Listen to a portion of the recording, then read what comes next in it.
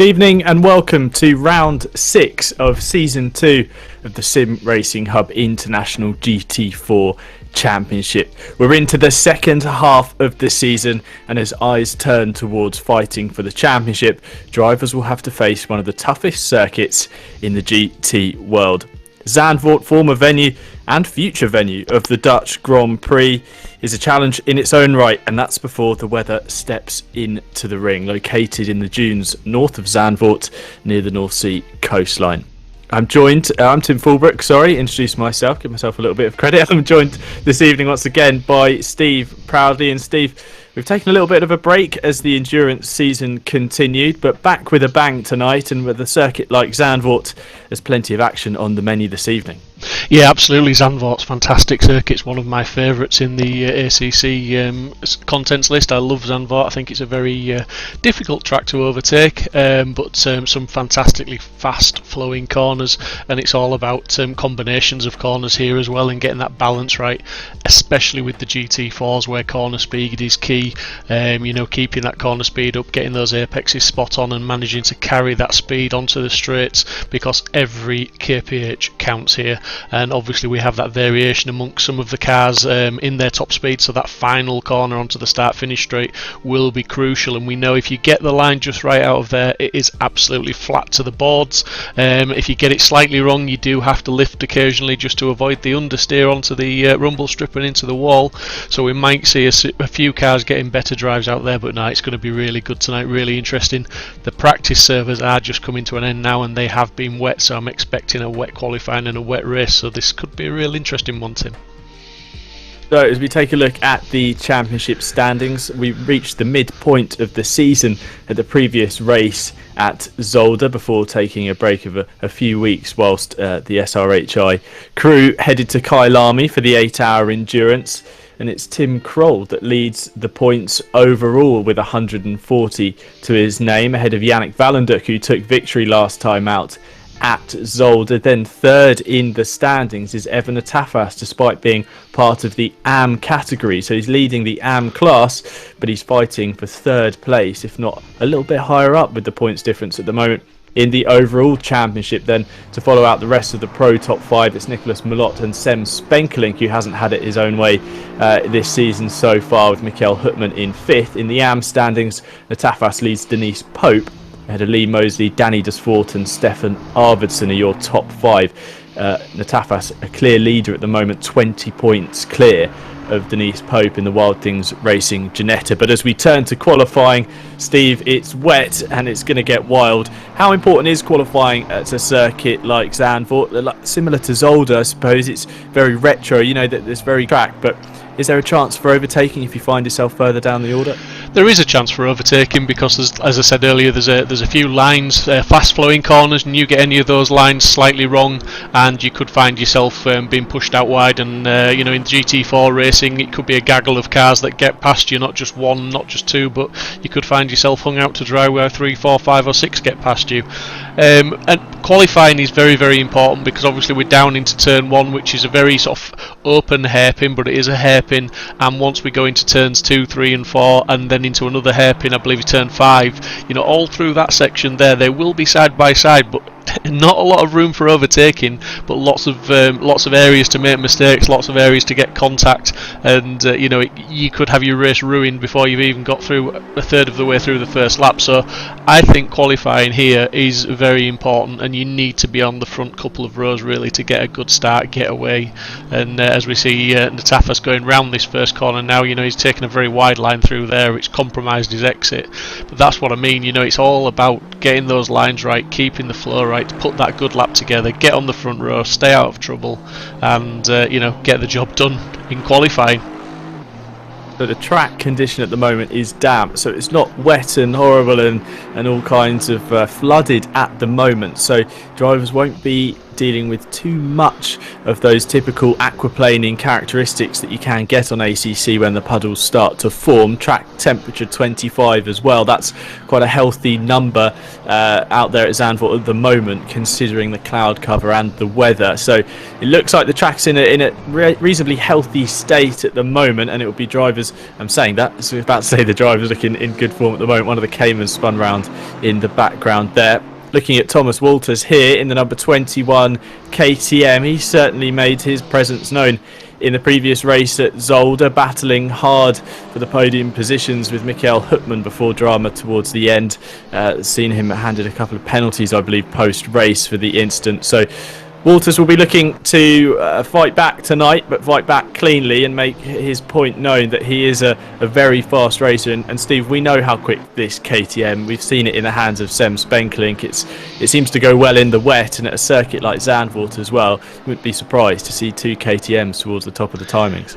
Yeah, absolutely, Tim, but in the good old-fashioned ACC tradition, they've released an update just yesterday, I believe it was, and I believe part of that update was a BOP difference to the KTM alteration, and I think it's a case of that they've reduced the amount of camber that you can put on that car, so obviously affecting the handling. So it'll be interesting to see if it's affected at Zandvoort. Forgive me, I don't have the exact details. I haven't gone through all the readme text on it to basically be as informed as maybe I should be, but yes, they have made a difference. They've made a change to the KTM, and it may or may not affect it here this evening, so it'll be interesting to see, because Sem and Walters have both made this car look very, very quick. We've seen in other championships look quick.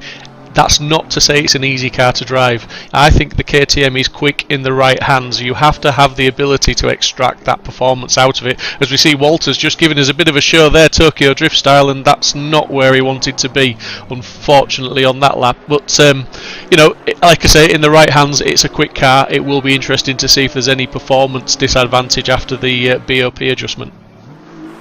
Yannick Valenduk on screen at the moment. He was a man to beat last time out at Zolder, storming to a healthy win from pole position, but it wasn't without battling off Sem Spenkelink. But that win coming at a crucial point in the season and seeing him jump up the overall standings now to second. He's the closest points challenger to Tim Krul, though the deficit there is 23 points, so a sizable margin, but one that could still be closed over the remaining few races of the season. So the first times are coming in. Drivers are completing their first hot laps. We're 5.5 minutes into what is a 30-minute qualifying session that will set the grid for a 60-minute race. Here is Sem Spenkelink on screen at the moment, setting the pace early. A 1:48.786 is currently his best time, and Sem went very well indeed at the other wet races we've had this season at Brands Hatch and at Spa. He was quite simply dominant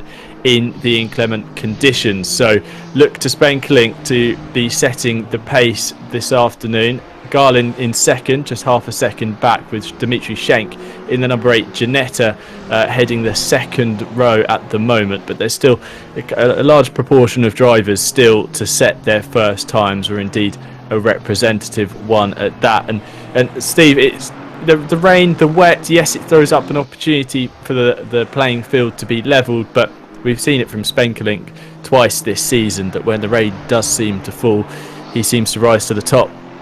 Yeah, absolutely, and just interestingly there, he was half a second up on this lap until he just got held up behind Kessel, I think it was there, and he's lost literally about 3 or 4 tenths, so there's a lot more time to come from Sem if he can put these laps together, and that was he's just improved there to go with a 1:48.591, which is nearly 8 tenths faster than second place. So yeah, Sem's finding the pace on track, and as I say, he did lose time behind that car, so I expect to see him improve more. He could potentially be a second quicker than second place at the moment, so yeah, Sem's really pushing.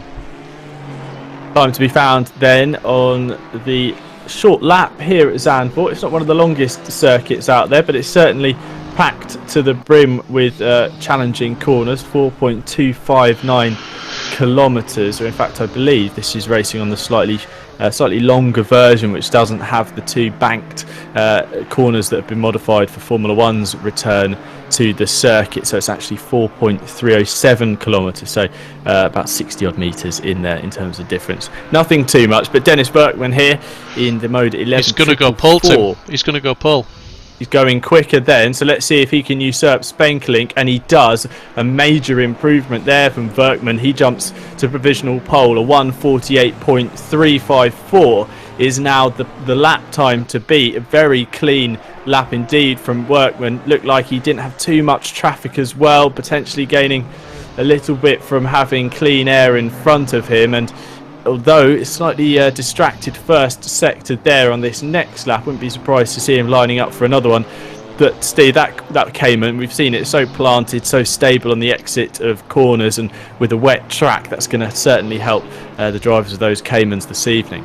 Yeah, the Cayman is very good at stop, turn and go. It's a good all-round package, and it doesn't do bad at many tracks. I'm just seeing on my other screen now that Workman has just lost it. It's gone sideways and into the barrier, so he's still pushing, he's still trying to find more time, but that is a pretty impressive time at this moment. I mean, Spenklink's back in the pits. He's not improving obviously at the moment. I'm guessing he's going to regroup, make some adjustments and come back out again, but Valenduk is only 2/10 up at the moment, so that's not going to really put any pressure on the guys ahead, and I don't think it's even going to get him into the top 10 at this stage, which is, you know, for Valenduk, I think he should be aiming for a top 6 in the qualifying for definite. The BMW is not a bad car around here, and you know, he should be aiming for higher than that. Valenduk then jumps to 9th in the standings as our driver second place in the championship at the moment. The championship leader, Tim Kroll, in the 933 Porsche Cayman, is down in 21st position, nearly 3 seconds off the current pole time. So Kroll will be looking to improve in the remaining 20 and a half minutes. On screen at the moment, Brent Weaver doing well in the 737. He's 8/10 off Workman's pole, so it's Cayman, KTM, Cayman at the top of the standings at the moment.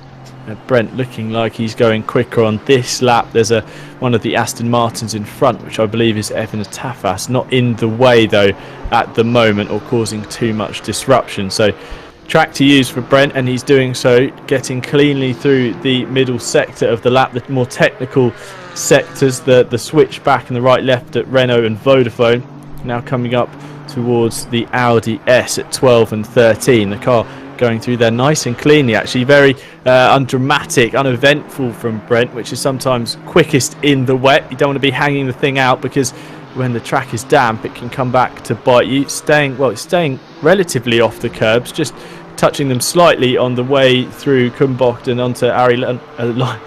I knew I was going to trip off on that one as soon as I tried to say it, Steve, so I'm just going to ignore that. Down the straight and crosses the line, and he stays third position, unable to improve on his time. So drivers are still out there looking for improvement. As Steve, with the rain, it's one of those things where you just begin to become more confident, more laps, more understanding of the track, and those times can come down without you really trying too hard. Yeah, in the wet conditions it's all about just being smooth, being precise more than anything, not pushing too hard, because usually if you push too hard you just break that grip, you break that traction, and it costs you time. And when you break traction, you know, if you lose grip or lose drive in the wet, it just takes that split second longer than it does in the dry to regain it. So you know, a split second becomes a tenth, and then it becomes half a second, you know, and you can soon hemorrhage time away from your lap, and you know, you just scrap it and go around and look to start another hot lap. But in the damp conditions, it's also, you've got to think about, you know, trying to be smooth, trying not to overheat those tyres as well, because I'm guessing that most of them will be on wets with the damp track still. And when it's only damp, it is all about temperatures and pressures as well, because it's very, very easy to overheat those wet tyres and start to have all sorts of issues with your tyre pressures, again translating into having all sorts of issues with grip. So it's very important to be as smooth as possible, not to push too hard, not to be too aggressive. And as you say, quite often what looks like a steady lap can turn out to be, you know, a decent lap, and sometimes a pole position lap. Keeping it clean, and at the moment is Tim Kroll. He rounds through the Audi S. looking in control of his Cayman, and uneventful, like we're saying, that can be fast, can be the quickest way around the track in the wet. So those laps where you're not hanging the rear of the thing out, not slipping and sliding. He touches the curb on the left hand side and tries to keep the car planted through the final corner and onto the front stretch. Again, not running out too wide over those curbs that could bite dangerously when wet, and crosses the line to jump from 23rd up to 17th, but still 2 seconds and change off pole position. So there's time to be found for our championship leader, and he won't want to be too far down the order, because find yourself in the battle pack at Zandvoort, and once drama begins to kick off, you can really have a damaging impact on your race. There's not too much room to avoid the incident in comparison to circuits like Silverstone, say, where there's plentiful runoff to dive out of the way should drama kick off. So let's see if there's still more in the pocket for Krul, and he's got something, some more pace there. Meanwhile, Patrick Tractor in the 313 Ginetta looks to be hanging the rear out there, getting on the power nice and early and kicking out the tail of the G55 GT4 on the run down towards the Audi S. Turns the car in, a little bit of understeer there, not as much as Valenduk had behind into the right-hander. So different conditions affecting the different cars here. Seems like the Ginetta is in fine fettle through the final couple of corners. He's 1.2 seconds off pole at the moment.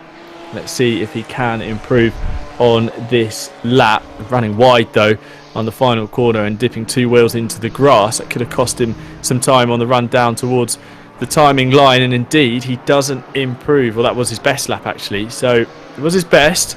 Slightly hasn't closed the gap up to Workman considerably, still 1.2 seconds off pole and sat in 6th place. So we go to Zander Vale here now in the 718 Cayman, lapping round in 10th place at the moment in the standings, 1.4 off the pole time. A little bit of traffic in front, so there are some cars around him. There's not too much room on this circuit once all of the drivers are out there, all 30 of them competing. There's a few in pit lane at the moment as he goes through this dune section. It's such a fun part of the track, that, isn't it, Steve? There's some real good corners here where you've got to be on top of the car, and it's all about commitment. A couple of blind apexes. You see he's diving there for the slipstream of another one of the Porsches. I believe that's the number 4, potentially Nicholas Malott. I'll need to check, but yeah, a really fun section here, that opening sector, indeed the second sector. All about commitment, all about throwing the car in and hoping the thing sticks and the track's there. Yeah, absolutely. It's very much, as I said in the build-up earlier, Tim, this is one of the tracks that really is all about flow. It's all about combinations of corners linking up, and you get the line wrong into one and you've scrapped maybe 2-3 other corners, and it is all about sort of commitment as well. It was just saying they've bailed out of the laps they're on, but I think that's Patrick Tractor behind who looks to still be on a lap, but Vale's winding himself up now to get a good run onto the finish straight and start another hot lap with 14.5 minutes left on the clock to go. So he's still pushing for more time and trying to break into that top 10. But yeah, I mean that's what I was meaning. When it comes to the start of this race, qualifying is king, because as you said, the track is so tight.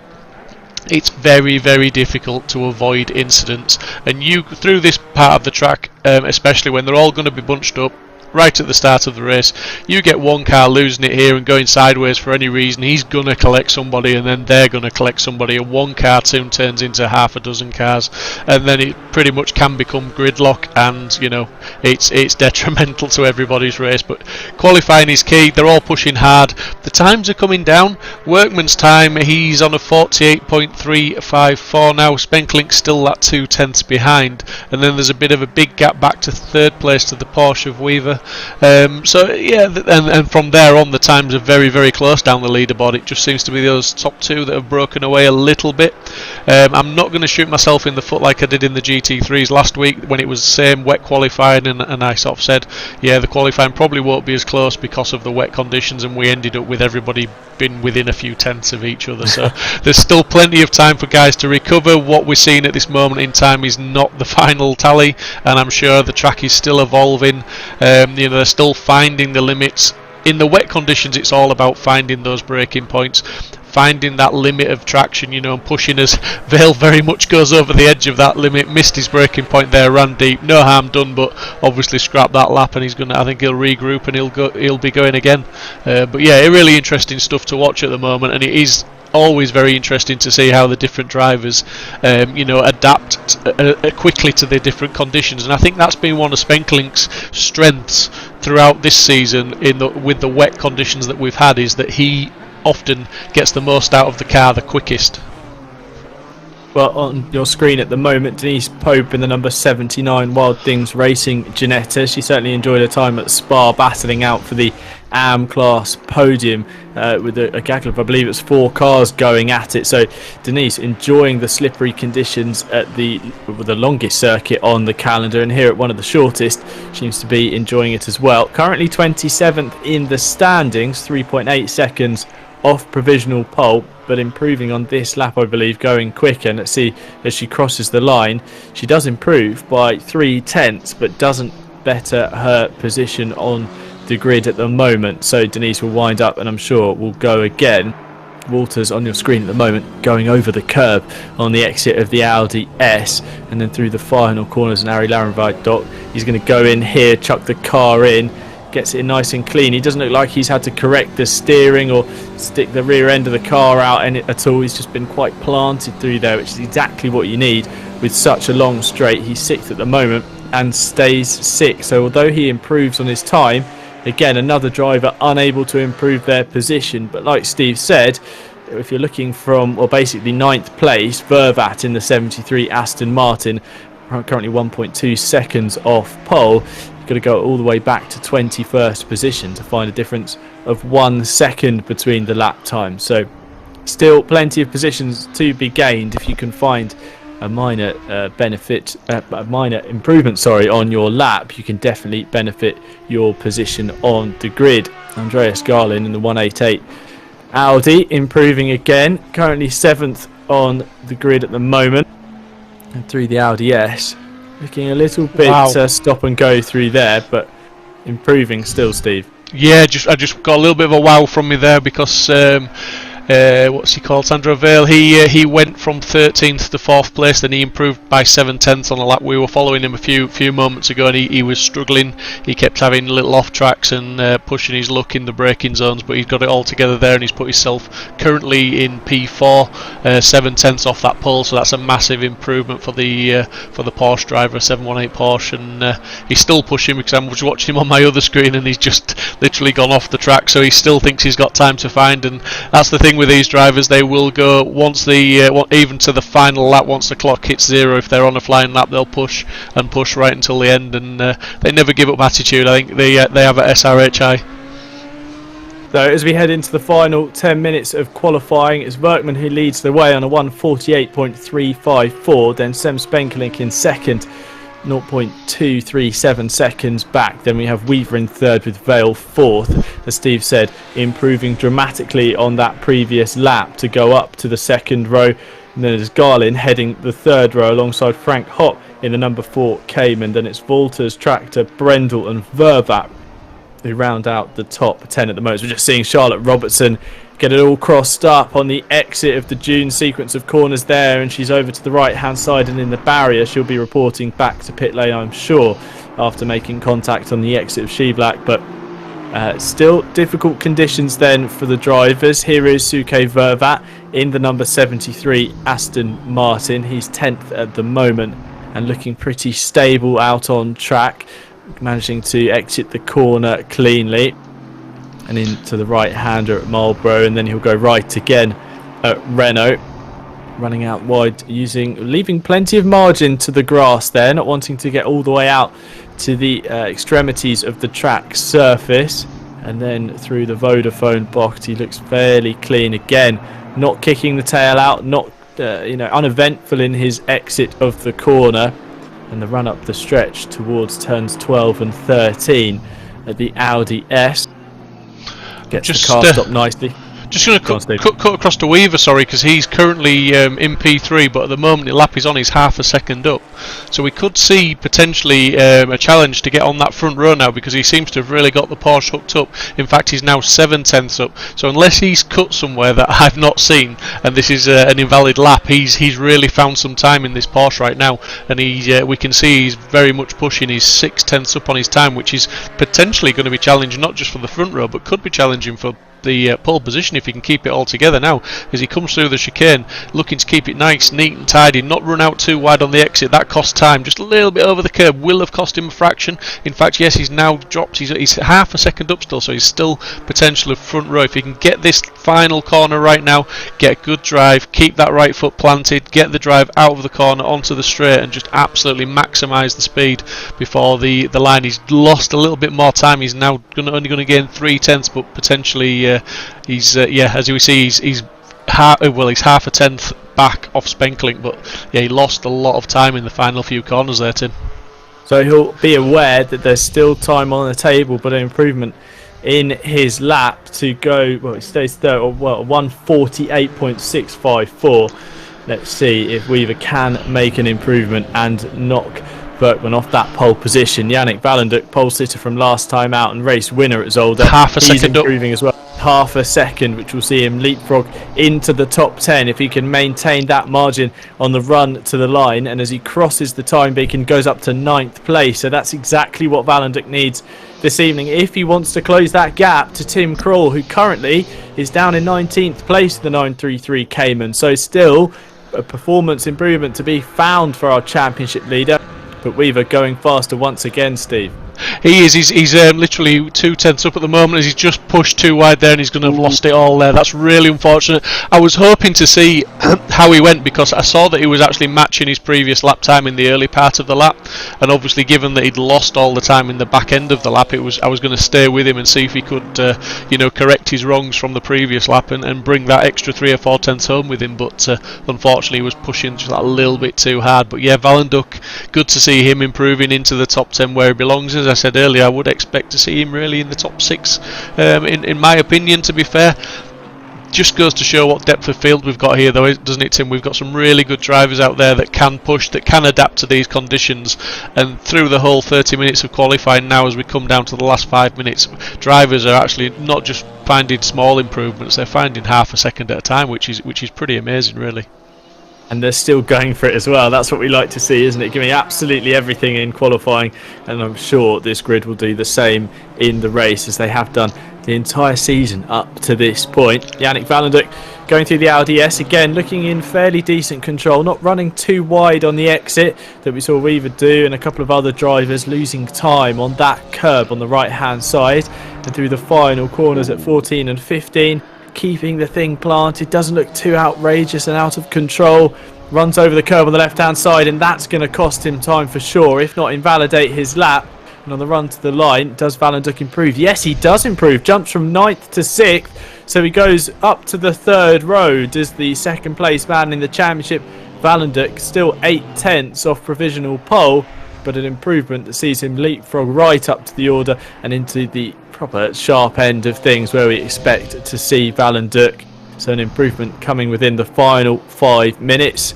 Andre Brendel on screen at the moment in the 69 Camaro. He's 10th and improving on this lap. So let's see where this can put him as he rounds the Renault box. Camaro, not the most easy to convince to change direction, but he seems to be on top of the number 69 machine at the moment. But Steve, now this car's going to have plenty of grunt to get it down the straights, but with a twisty circuit like Zandvoort, I wonder if Brendel's going to have a task on his hands this evening. Yeah, I have to confess to not spending a lot of time behind the wheel of this car, so I can't really comment on its strengths or weaknesses, although from what people say, yes, it's a bit of a powerhouse, it's a good car, and it's another car that's probably difficult to extract all the performance out of it, but it's certainly, like you say, it's got a lot of grunt in a straight line, maybe just not the easiest car to turn. Obviously, you know, you can sort of override some of that with setups. At the moment, it's looking like he's going to improve by 2 tenths, but that's definitely an invalidated lap, got to be. And if it isn't, it doesn't matter anyway. So it's cost him all the time he's gained. So he doesn't really go any quicker and doesn't improve there because of that. Just pushing that's what I mean about that final corner. It is so important not to push too hard in the early part of that exit. Concentrate more on being precise about clipping the apex just at the right time, because if you do that, you can put that right foot in and you can keep it planted. If you don't, you're going to understeer. If you don't lift, you're going to do what those guys are doing. You run wide. Very least it costs you time, but quite often, as I'm sure you've seen before, Tim, when people run over that barrier, they quite often end up in the wall and catapult across the track, and it can be the end of the race. A little bit of a mistake can turn into a big accident.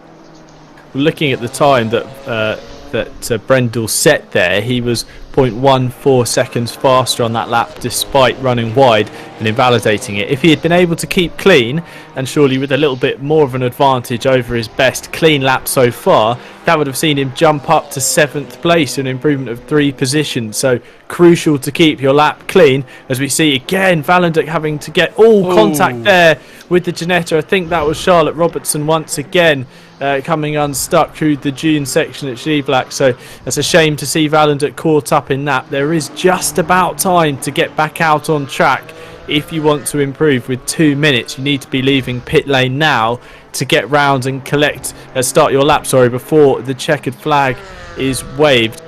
Workman though, current provisional pole sitter, 48.354 his lap time at the moment. Spenkelink 2 tenths back, Weaver third at the moment, 3 tenths back, so it's very close at the top. A minor gain on their laps could see those front 2 rows really swap around. And Walters though going quicker again. A little bit of traffic ahead. I think that could be Tim Kroll. Yes, it is. Our championship leader is traffic at the moment for the man in 8th place, which is a surprise to say. But let's see if Walters can improve. Flashing the lights. He doesn't want to get held up on this lap. He clearly is going quicker on this time round. Let's see as he goes through the middle sector and through the right and left.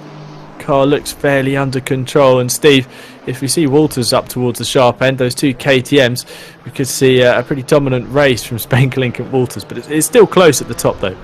Oh, absolutely, yeah. I mean, at the moment, it's not looking like Walters is going to improve. He's very close to, but he's a 10th down at the moment. But I think from what people have said, the guys that I know that have driven these cars regularly, the KTMs can hot lap, they can qualify, and it's very important to get them up as far to the front as you can, because when it comes to race pace, they've got the pace, but they're just not very good at overtaking. They haven't got the oomph out of the corners. They don't have that top end speed to try and draft past some of the bigger, faster cars. But they definitely, if you can get them to the front, you can keep them there. But if you give yourself work to do from the middle of the pack, then it's a very much an uphill battle. So Walters is going to improve by about a 10th on this lap, which takes him, he's in 6th place, just under 8 tenths off the pole position time of Workman, and he's got time. He's now on the final lap. If he's wanting to push and just bring it home to the flag, maybe he can improve on this one.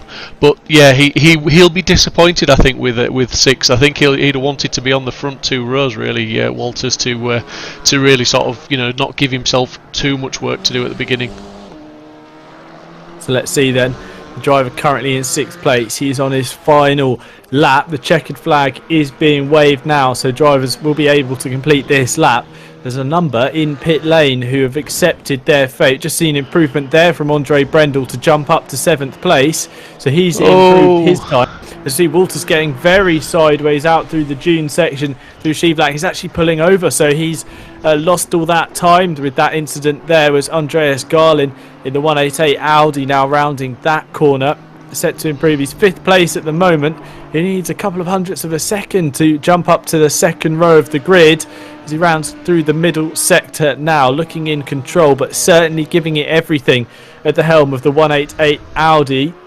Let's see if Garlin can keep it under control on his run to the line. So through the left-hander here, looking fairly stable, getting a nice run out onto the exit, cutting back slightly to enable himself to put the power down early and get a straight run out of the corner up towards the Audi S. Gets the car slowed down just about, skips across the curb on the inside, on the right and the left. Does he run out too wide?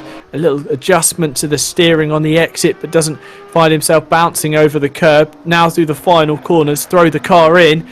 Can he keep the grip? Yes, he can. He's not sliding out too far, very close to the grass.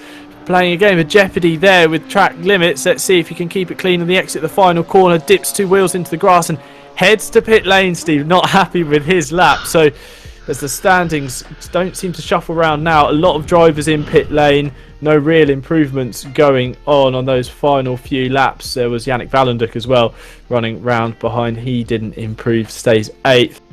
Very close qualifying session there, but it is Dennis Workman on pole in the number 444 Cayman, a time of 1:48.354 that went vastly unchallenged for the majority of that session. He's joined on the front row by Sem Spenkelink. And Steve, I think we're going to see a battle at the front, for these podium places really, because Workman, Spenkelink and Weaver separated by 0.3 of a second, and then like you say, a bit of a gap back to the drivers in 4th, 5th, 6th and beyond. So we could have a fight for all those 3 podium places. Yeah, and if you've got the opportunity to jump on Pitwall Live to see the timings, I suggest you do so, because it tells an interesting story. I mean, when you start looking at Workman's pole lap and you look at Spenklink's time, you can see that Spenklink's 0.3 faster in the middle sector, just showing the KTM's handling ability potentially over the Porsche. So it could be, it could turn out to be a really interesting, shall we say, battle where we see the Porsche stretching its legs on the straights and the KTM really hustling through the twisty stuff. So yeah, I'm really excited to see this, and I can't wait to get going with it really.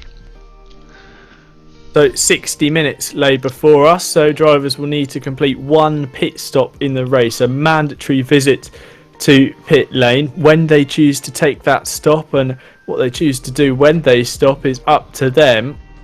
We've seen in the previous races that have been wet, most predominantly the Spa race, we saw as the track began to dry out, drivers were forced to choose whether to go for slicks or take wet again. But with the track status as wet, I would be surprised to see anyone take a slick tyre. Indeed, with the forecast looking to be continual rain, little chance of the track drying up.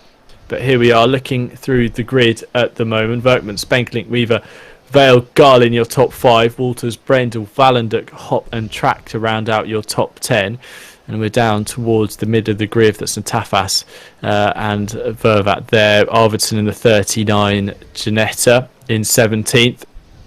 And there on the left, we've just gone past him, the white Cayman, the 933 of Tim Kroll, our championship leader, down towards the outer skirts of the top 20. So it's going to be important for him to fight through the order and score some stronger points, because his championship lead could come under threat from the likes of Yannick Valenduk. So we'll have to see how his race pans out this evening as we reach the back of the grid.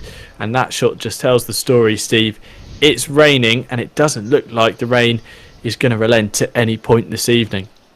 No, definitely not. I think we're in for a wet race, and wet start to finish. I mean, the track is now wet, so obviously a little bit slippier than it was potentially in the qualifying. Although, for me, when it's a damp track and it goes to wet and they're on the wet tyres, does that grip improve with the wet tyres? Do they work better?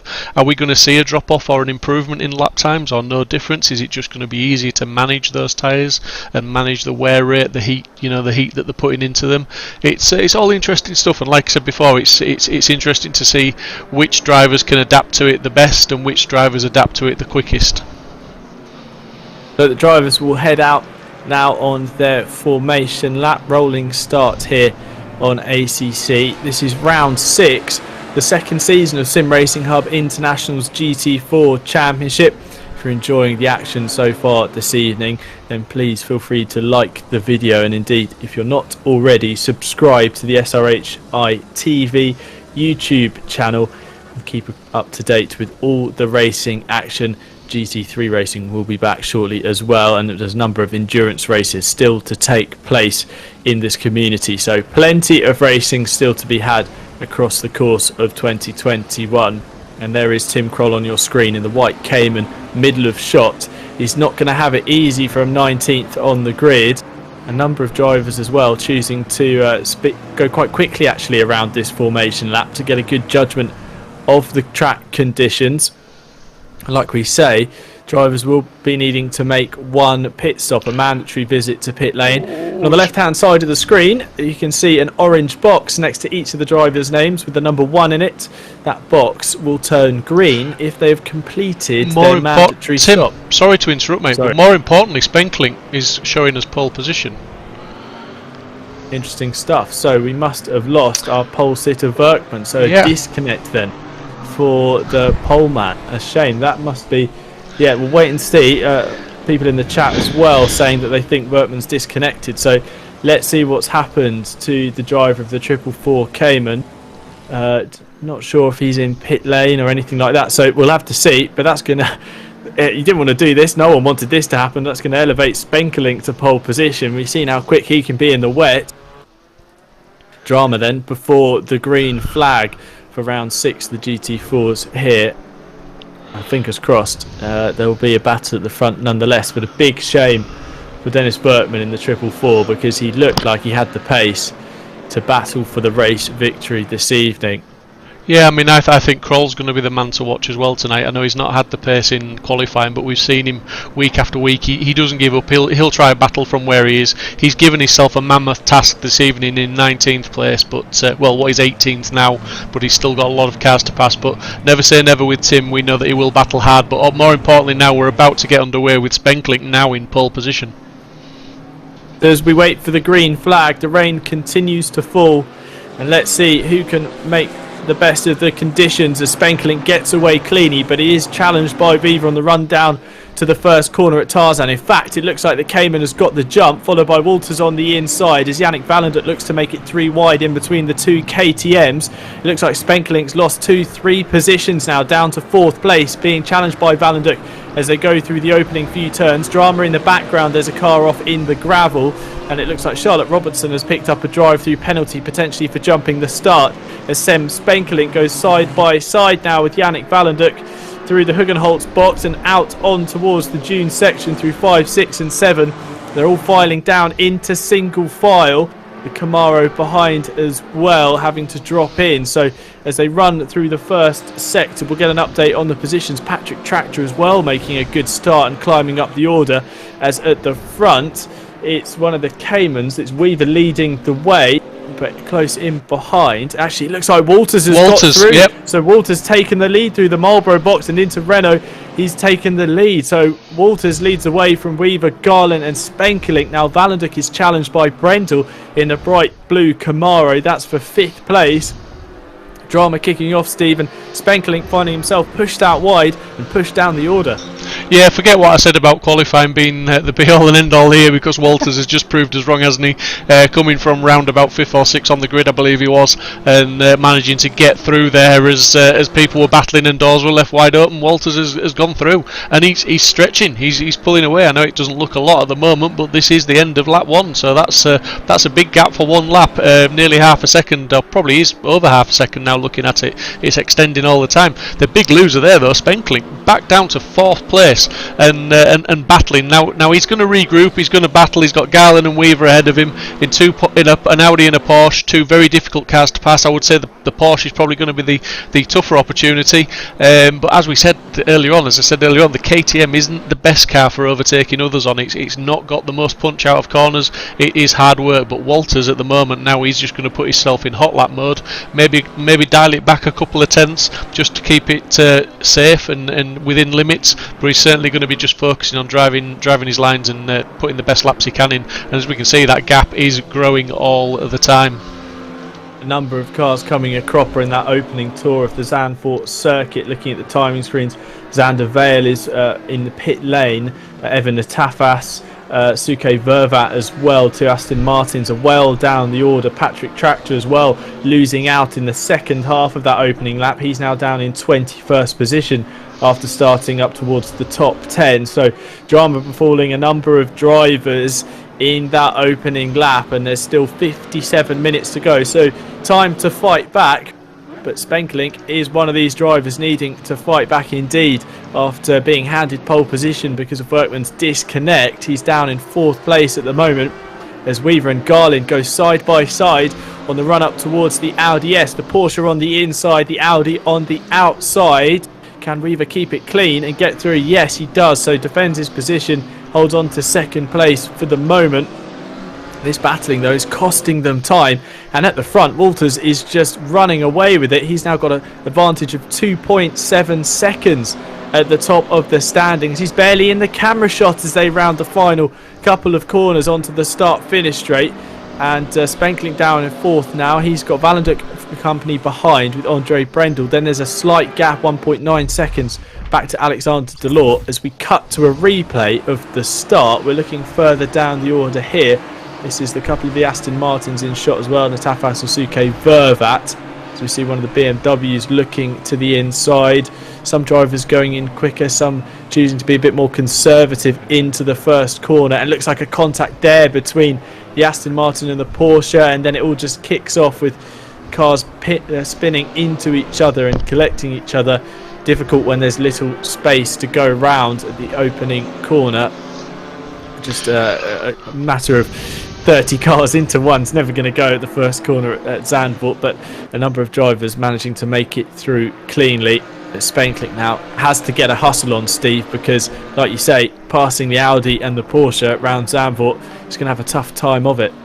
Yeah, for sure he is. It's all about just settling into a pace at the moment, staying in touch with the car in front, keeping that pressure applied while you can, as we just see the Audi just run a little bit wide there, but that's still going to be the inside line for the next corner for him, so Spenkling's still going to have to try and go around the outside.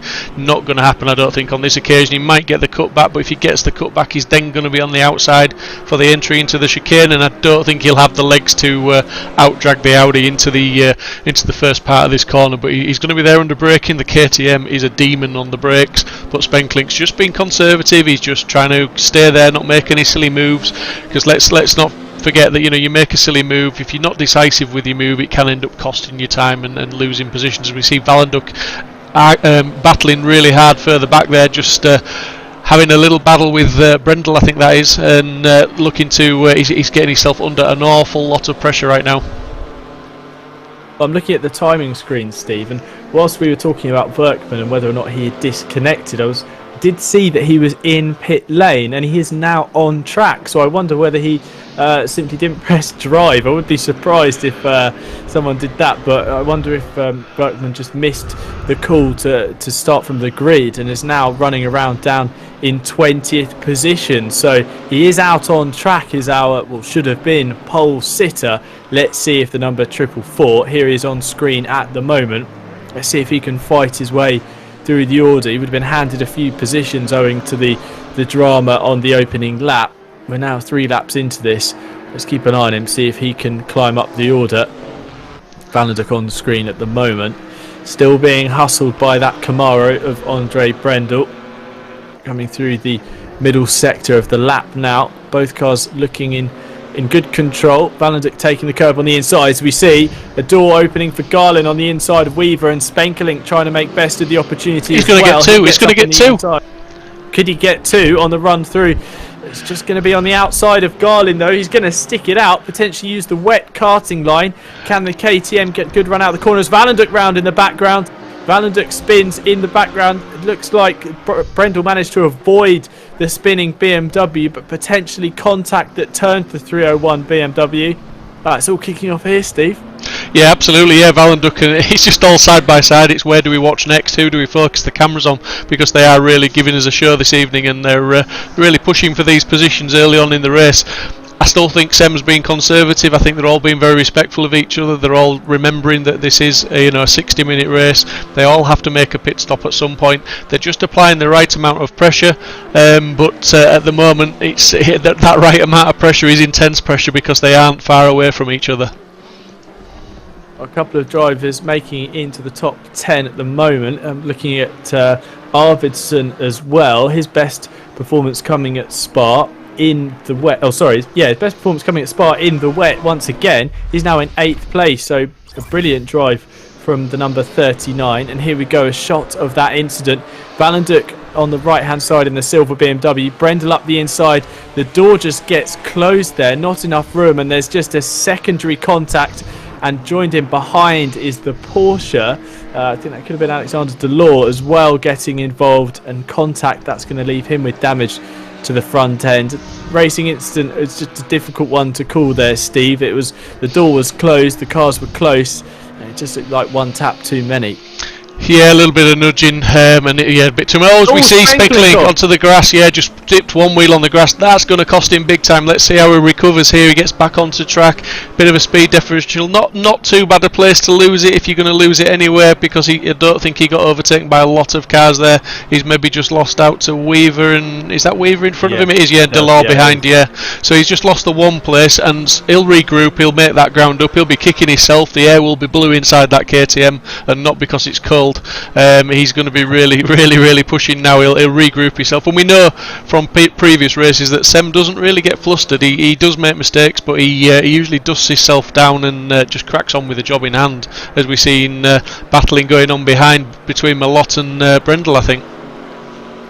So as there's a train of Porsche, it's Delors and Malott going at it for 5th place. They've got Brendel in for company as well.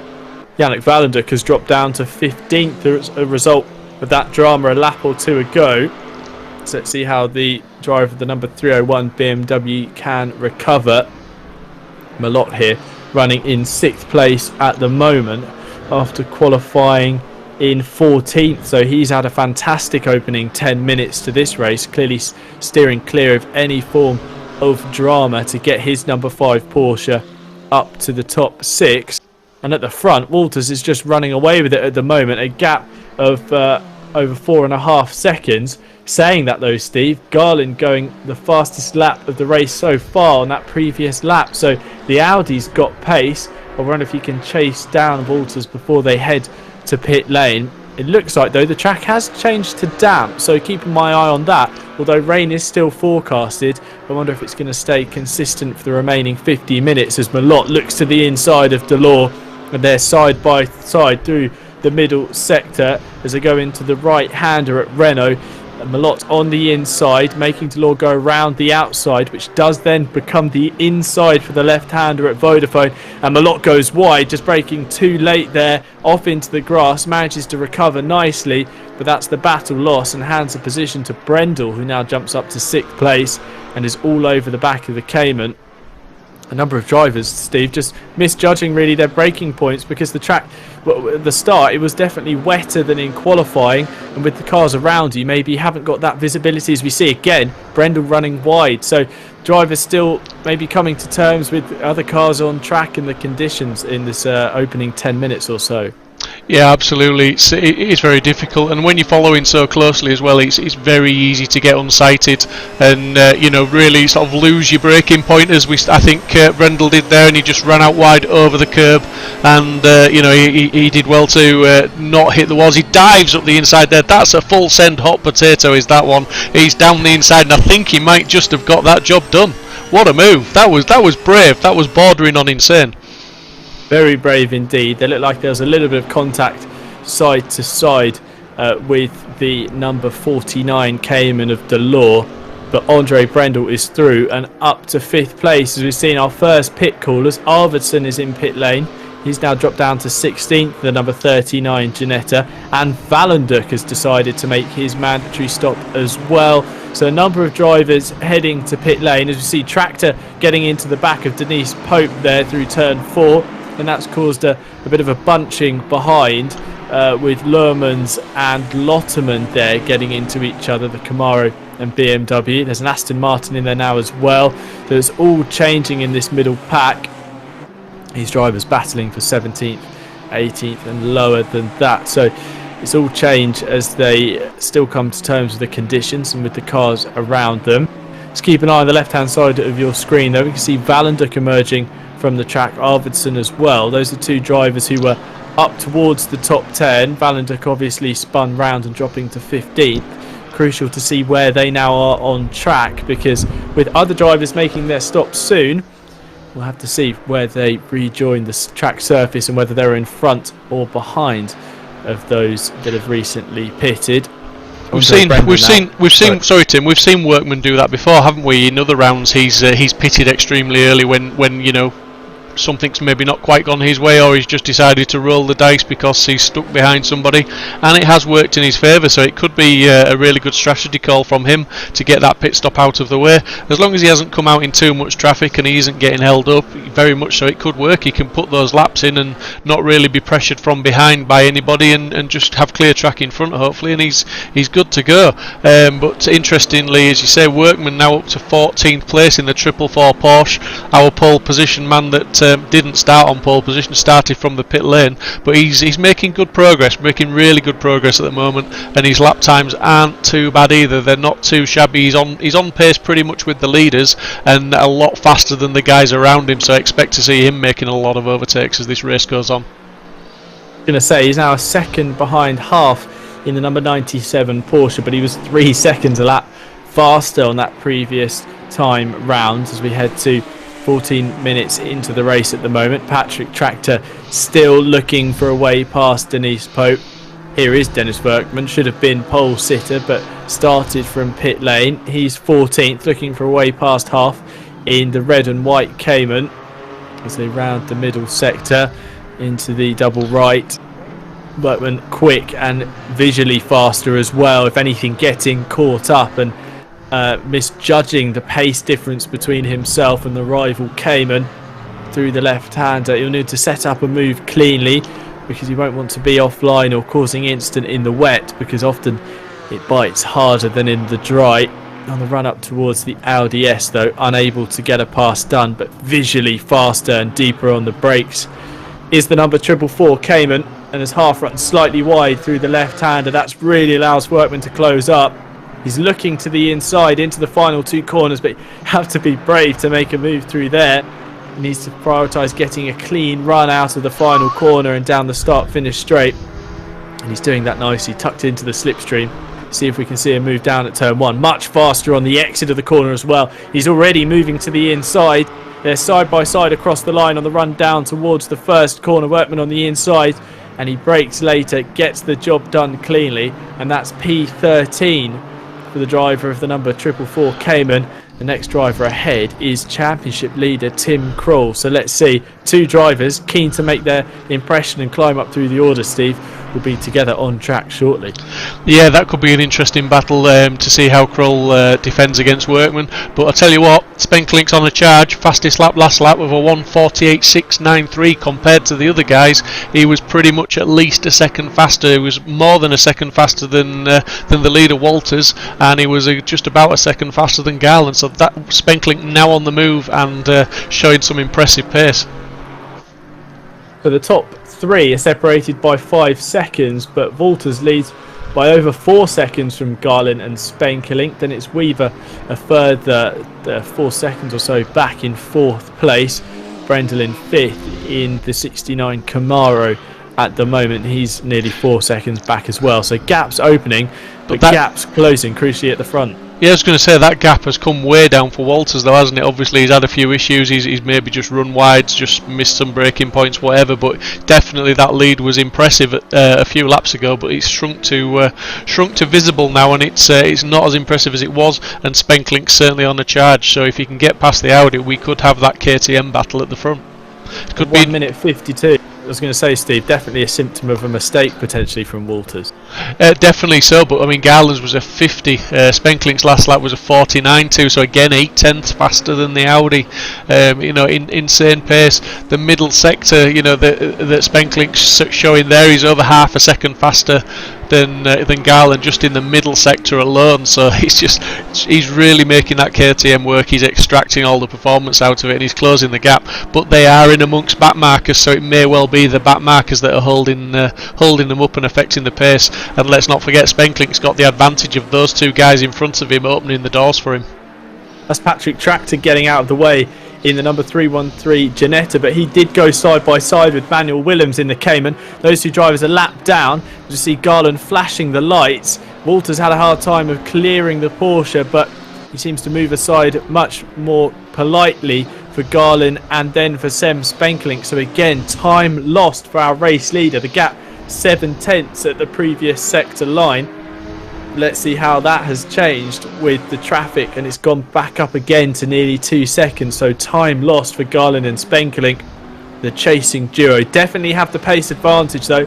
That gap should come down over the remaining lap or so. Garland one's wide though on the exit of the Audi S. Spenkelink to the outside into the final 2 corners. He's going to have to release the position. No, he goes round the outside, manages to hold it. They're still side by side through the final corner.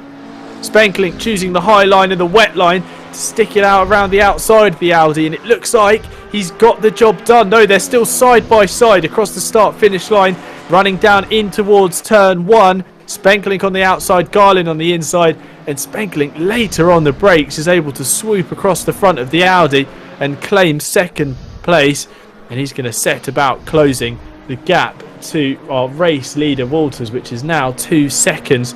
Wouldn't be surprised to see that halved in this lap, such has been the pace of the number 76 KTM. 20 minutes into this one, the battle's certainly hotting up, Steve. Yeah, for sure. I mean, that was fantastic driving from both drivers there. Spenkelink just braved it around the outside, played to the strengths of the KTM, knowing that he was better on the brakes. And when he went in on the brakes into turn 1, he wasn't too worried about holding it too tight. He did have a mind to leave the door open just for the Audi in case he managed to hold it on the inside. But all the while, KTM, Spenkelink had the confidence in the KTM's brakes. And yeah, what a move. I mean, through the final 2 corners side by side there, you just don't do that, and you don't see it very often on track, because usually someone ends up in the barrier, because it doesn't lend itself to side by side racing. But Spenkelink and Garland just showing us that it can be done there in impressive style as well. And I was really impressed with how the KTM managed to hold its own alongside the Audi down the straight. Didn't have the legs to get away, but as I said, Spenkelink knew that in the braking zone the KTM was king, and did a fantastic job. And now he is tracking down Walters. That gap's down to a second. Walters is certainly going to be feeling the pressure very soon, but 2 identical cars on track. Only variance in those are the 2 drivers behind the wheels and potentially the setups they've got on the cars. So it's going to be a real good battle to see, and we've got 39 minutes left plus a pit stop apiece for them, so this is going to be interesting. Is it nearly time? If Spenkelink doesn't want to waste too much time behind him, is it one of those strategy calls where you pit early and try and do an undercut, or do you just keep applying that pressure? What would you do, Tim? Looking at the track map and using what little racing ability I have, I would probably suggest that a pit lane might be the best thing. Close to halfway now, not too far off the 30-minute mark. Catching traffic, it's going to be difficult. I wonder though if they could get to this traffic, clear it. There's a nice window of empty track in front of them. Potentially, I'm now convincing myself to go the other way, Steve, as I'm thinking about it more. So I reckon stay out a little bit longer, get past this traffic, get into some clear air, and hope that things stretch out a bit behind, because I'm worried that if they were to pit now, they would come out right down the order in a gaggle of cars, potentially round one of the 12th, 13th positions, where we currently have Kroll and Werkman on screen at the moment, and you wouldn't want to be in this battle and potentially come a cropper. So I wonder what the strategy call will be, as we see Spenkelink all over the back of his rival KTM through the left-hander at Vodafone. He gets a really good run out of the corner, but of course equal machinery on the run up the hill, and then back down again into the Audi S. Still nose to tail at front. It's a KTM 1-2, the number 21 of Thomas Walters, leading Sem Spenkelink in the 76, who just gets a better drive again out of the Audi S compared to the competition. They're unable to get the overlap on Walters as they run through the final 2 corners. There's that traffic up ahead. It looks like the Porsche of half in front. So I wonder how quickly they're going to be catching that traffic. The gap has come down significantly on that previous lap, and they're just dropping Garland behind, who's now nearly 2 seconds back. So clearly the race leading duo have the pace over the rest of the field, but should they engage in battle or get caught up by traffic, that's going to bring Garland right back into the mix.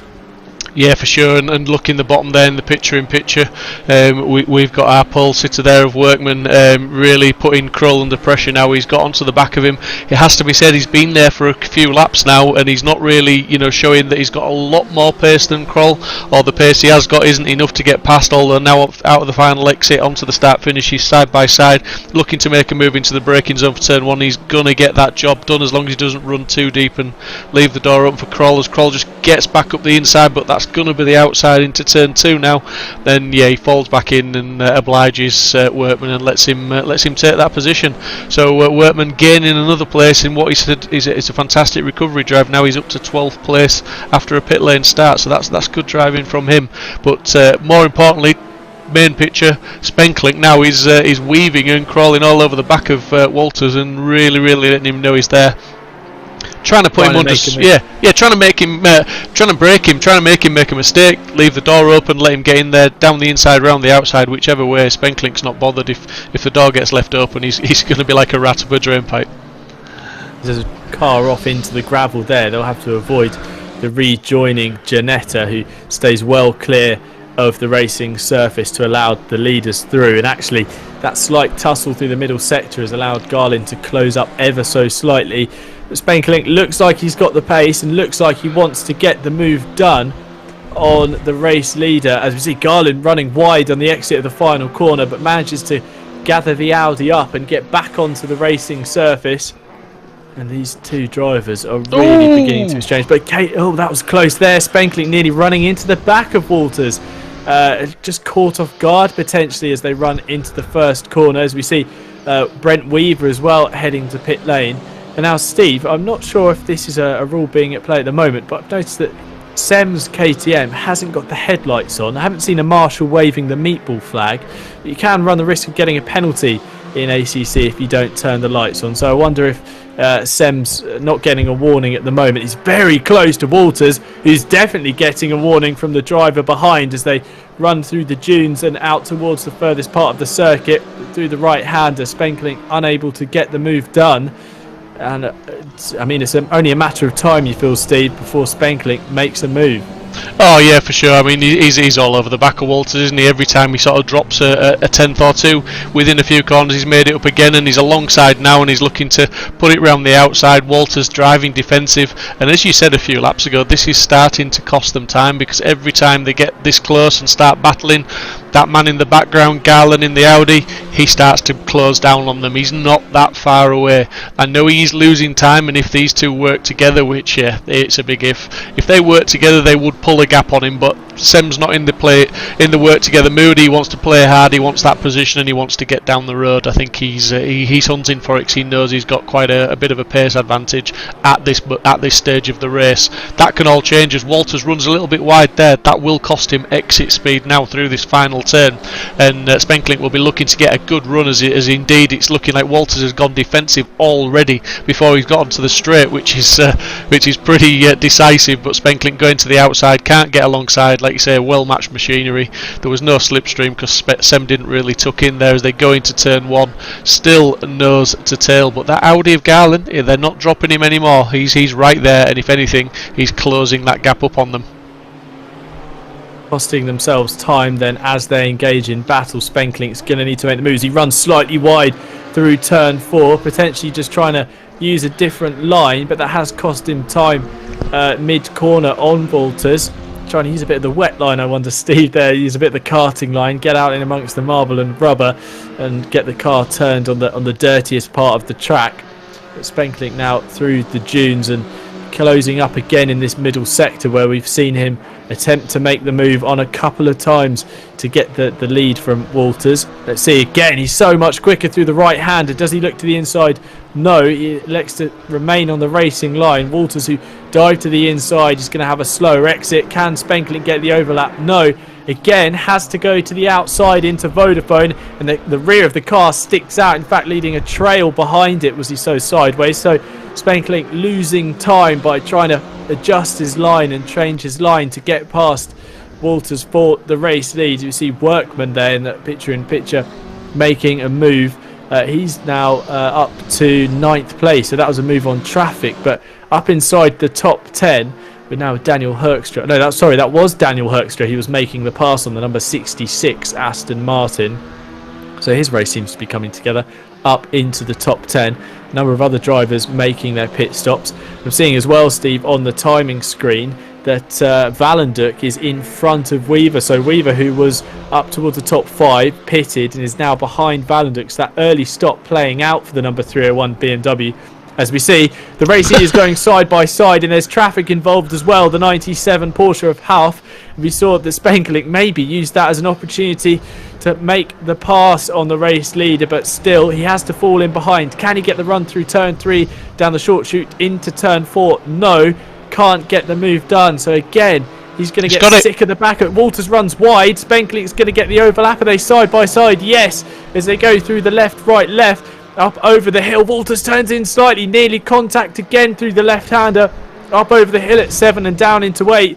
Spenklink again not able to get the move. Robust defending from Walters there of the race lead, Steve.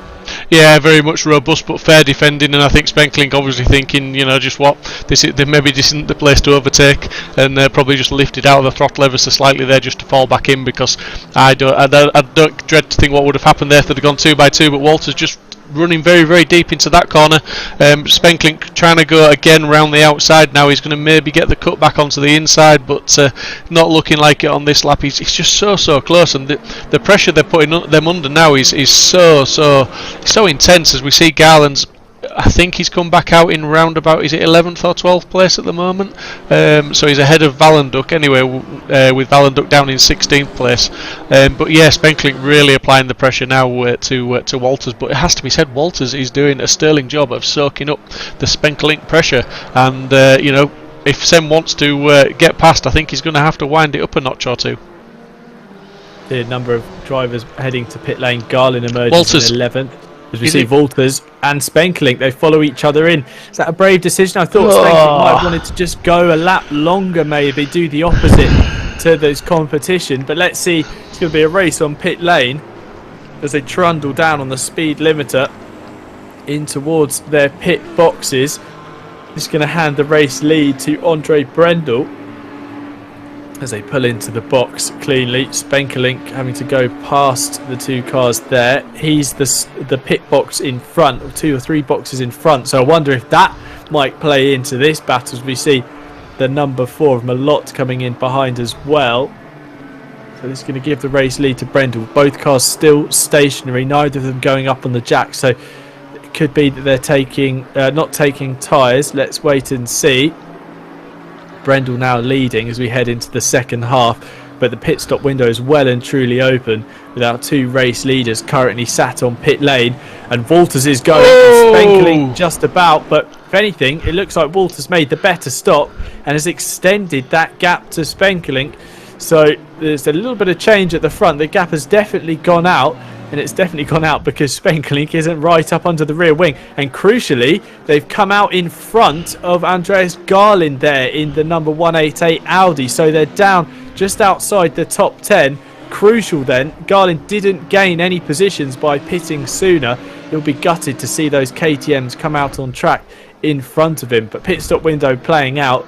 These guys now down in 7th, 8th and 9th at the moment. Yeah, but I mean, I agree with you, Tim. The question is, if I'd have been Sem in that second place there, having the pace he had at that moment in time, I would have stayed out.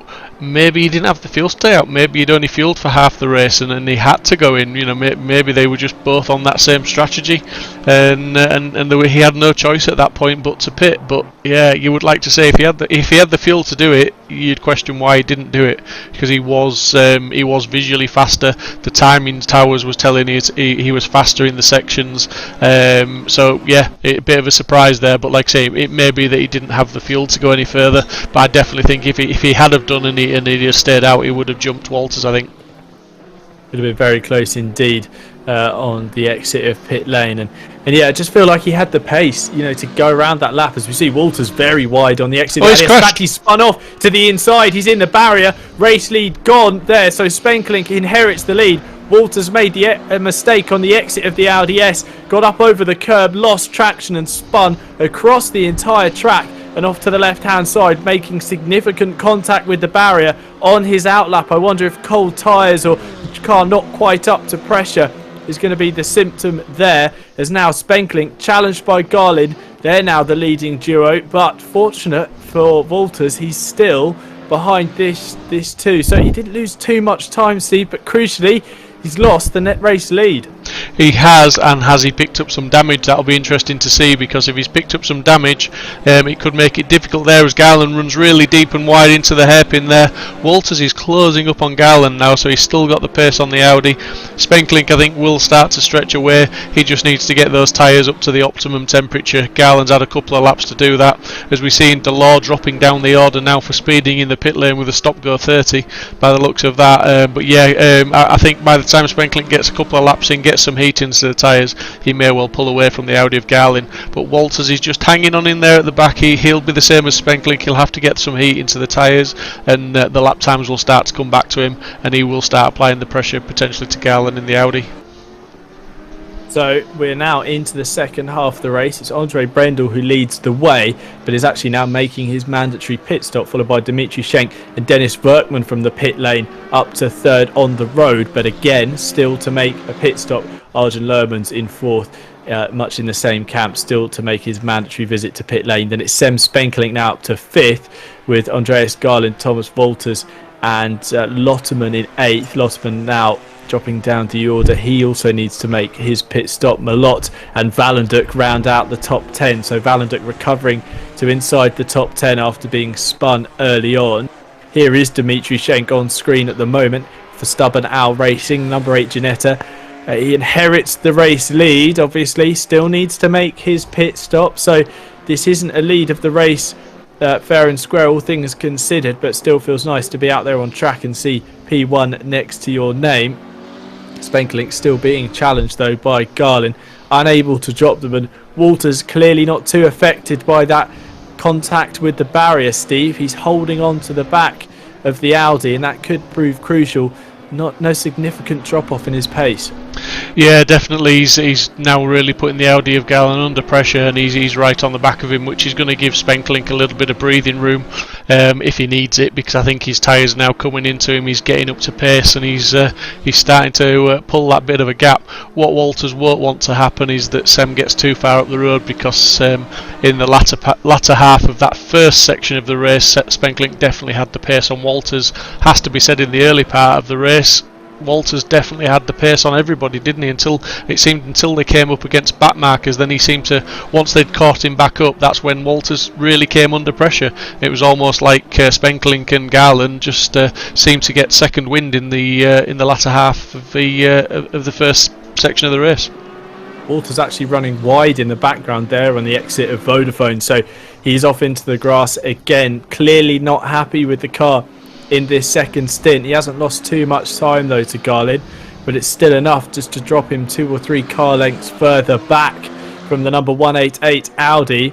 Spenkelink going quickly as well, looking to stretch his legs at the front of this trio, which should form the net race lead once the pit stops play out. As yes, Berkman and Lermans come to pit lane to make their mandatory stop. So let's see where Berkman emerges, because he is or should have been, pole sitter, like we say. He was unable to take the start for some reason, and it started from pit lane up to second before taking his stop, as Walters looks to the outside of the Audi of Garlin at turn 1.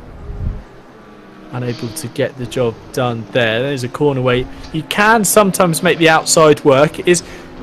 It's quite banked there, Steve, isn't it, turn 1? So there is that camber to help you around. In fact, turn 4 there as well. Again, another corner that's banked.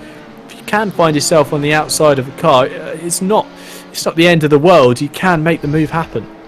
Yeah, absolutely. If you just get it settled in there, and the weight transfers right, and you're using the banking of the corner there, like you're saying, you've got the power applied, your car can sort of compress into the corner and allow you just to carry that bit more speed round, and going around the outside can work there, because you can carry that bit of extra speed as the corners opens up for you.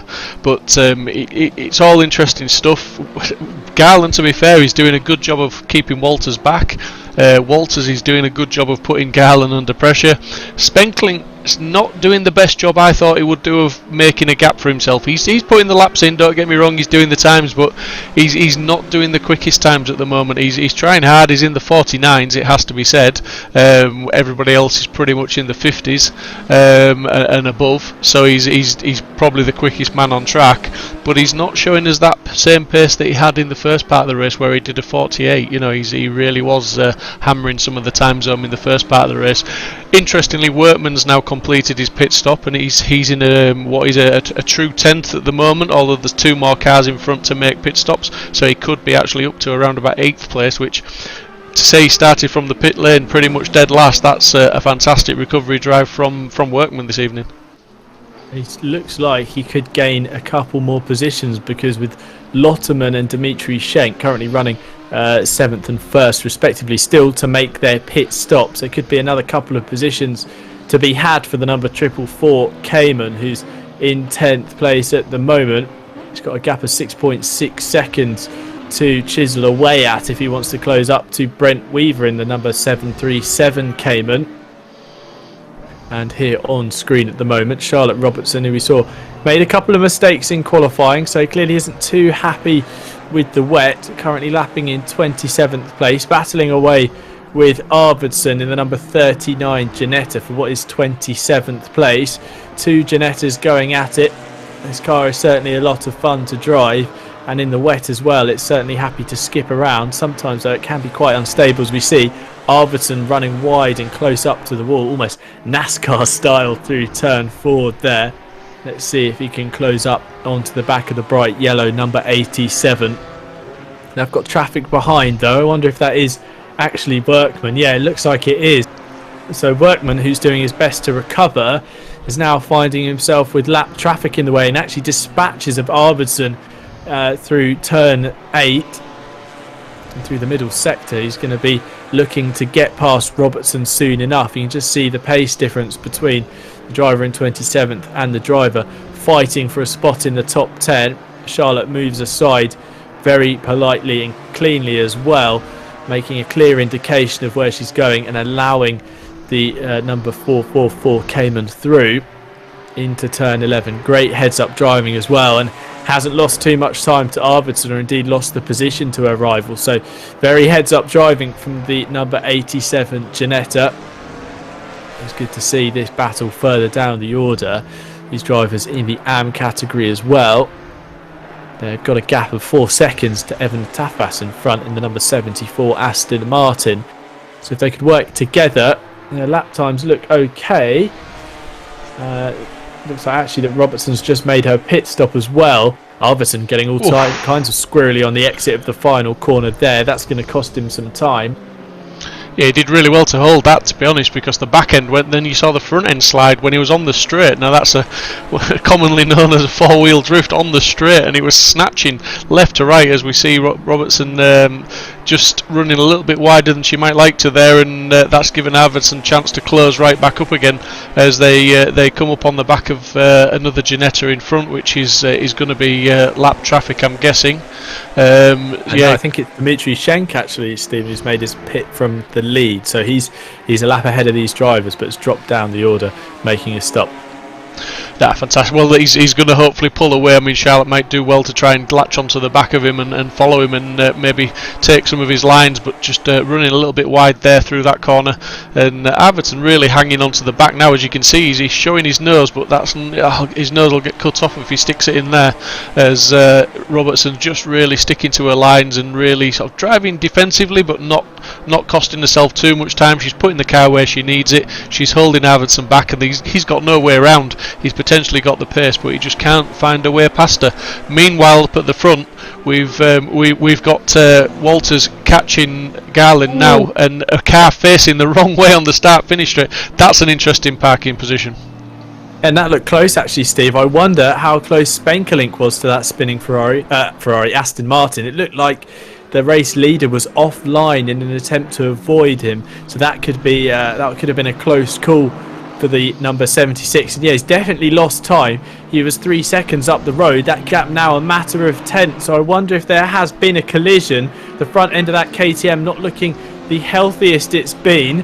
and he's got Garlin right in behind now, so the gap significantly reduced on the front stretch there. And in fact, Garlin looking for a way past the number 76 KTM into turn 8, nearly leaving the door open for Walters. The top three all together now on track, separated by a matter of car lengths with 17.5 minutes to go. Garlin runs wide though through Marlborough. That's going to open the door for Walters, who sticks it up the inside into Renault. Garlin's going to try and use the high line or cut back and get the overlap needed to be on the inside into the left-hander at Vodafone. But no, he has to relent and hand the position to Walters, who now takes up the baton in chasing down Spenkelink for second place. We're going to cut to a replay. Let's see if this, if we see the spinning Aston Martin in front. Spenkelink rounds the final corner.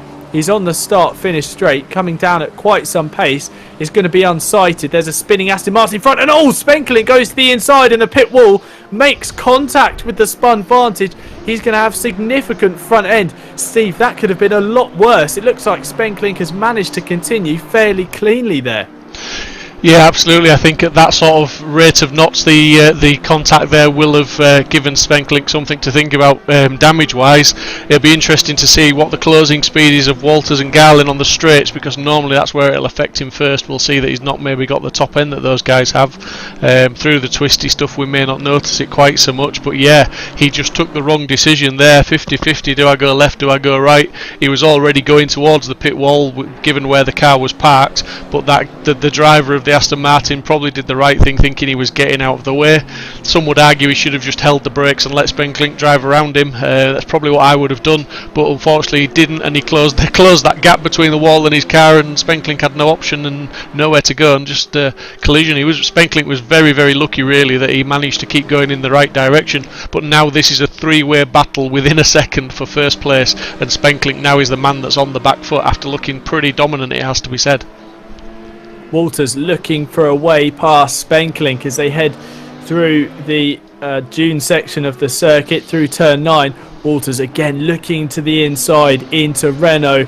Spenkelink wide, must be suffering some sort of front end damage as a result of that collision with the Aston Martin on the pit straight.